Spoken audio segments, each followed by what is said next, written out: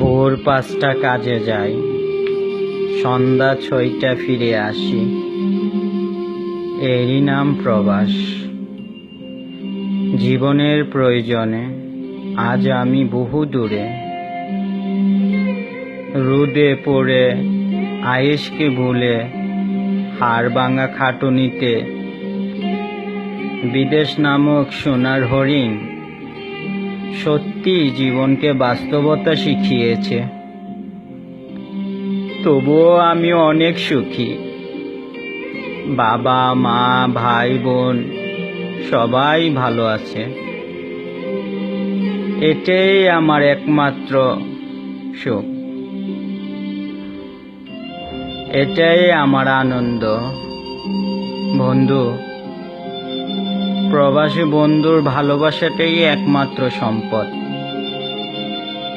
যা না হলে হয়তো জীবনের স্বাদ পাওয়ার শেষ অংশটুকুও হারাতে হতো। দেশের জন্য, মা বাবার জন্য মেনে নিলাম প্রবাসী জীবন।